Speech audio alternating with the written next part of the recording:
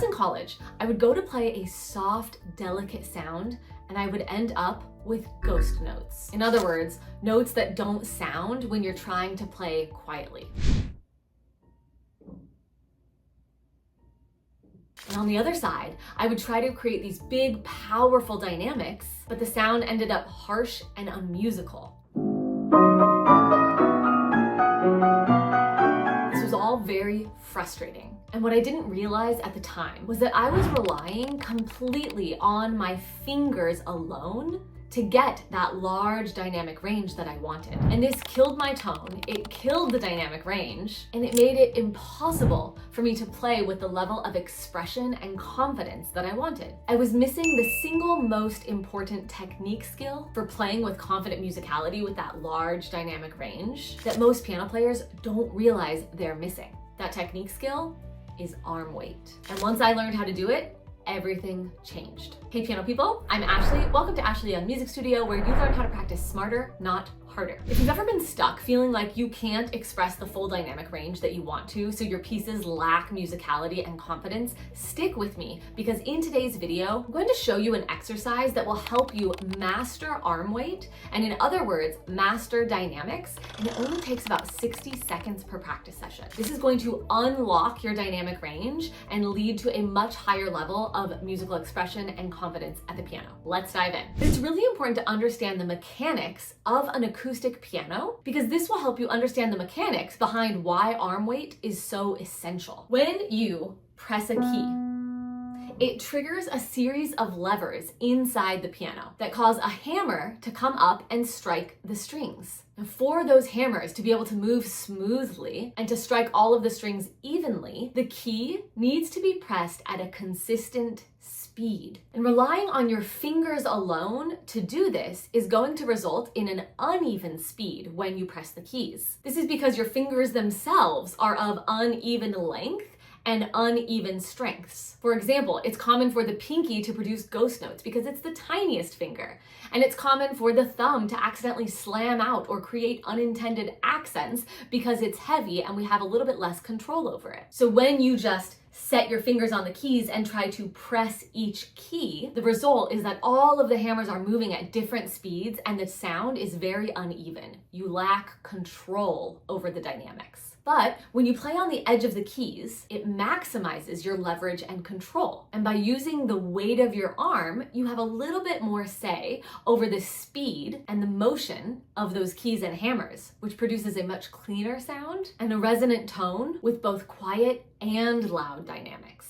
Let me show you exactly what this looks like. But first, if you want to learn the simplest way to design a weekly practice routine that accelerates your trajectory to confident musical expression and the practice methods that help you get there, make sure to reserve your free seat in my upcoming 4-day piano event called Piano Practice Lab. You and me will be live in Zoom, and you will learn exactly what works to get you to confident musical expression and what doesn't. Pause this video, follow the link in the description, enter your info to reserve your free seat. You're also going to get replays and a ton of other freebies, and then you can come back and click play to finish the video and learn that quick exercise. Okay, now I want to show you an exercise that you can do in about 60 seconds a day that's going to help you master arm weight over the course of a couple of weeks. So let's take a look. Here's an example of the pianissimo sound in Ravel's Oiseaux Tristes, which means sad birds. This piece used to be terrifying for me to perform because it starts with a single note that repeats and has to be pianissimo. And so at the very beginning, you have to nail that quiet sound without getting a ghost note. But watch as I drop into the keys with arm weight instead of placing my fingers on the keys and then trying to just press them as quietly as possible. The result is this beautiful pianissimo, but with a lovely tone.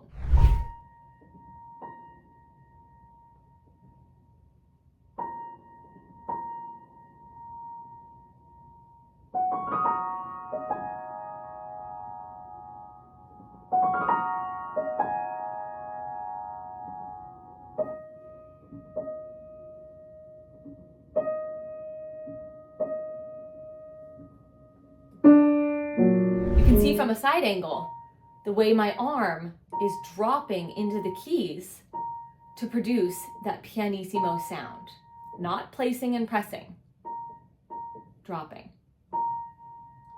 Now here's the opposite extreme, a fortissimo passage from Liszt's Rigoletto Paraphrase. Notice how I use the weight of my arm dropping into the keys to produce a loud sound. You'll also see how I lean into the keys, reinforcing with my body weight, as opposed to just slamming the forte sound out.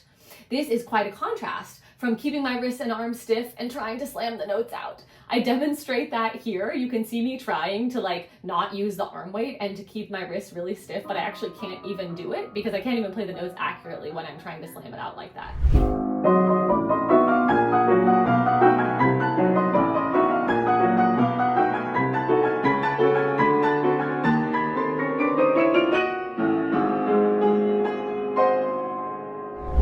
How do you get here? This exercise is going to change everything, and it's just a few steps. So you're going to use one hand and one finger at a time. Let's start with our right hand, and we'll start with our third finger. We're going to drop into the keys using the weight of the arm, which means that in the shoulder joint, you're going to have to become a little bit relaxed. Now, sometimes it's awkward to do this in the middle of the piano, so you're free to go up an octave or 2 octaves if that's helpful. I'm going to go up to this G right here. And I'm going to take my third finger and I'm going to start with the extremes.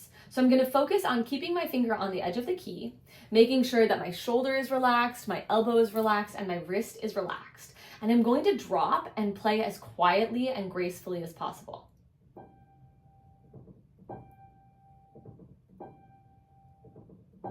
Now notice how I'm on the edge of the keys, and I'm just repeating because I'm trying to find a tone quality that's really good, that's really quiet, that's really gentle. And then once I find it, I want to be able to consistently do that over and over again.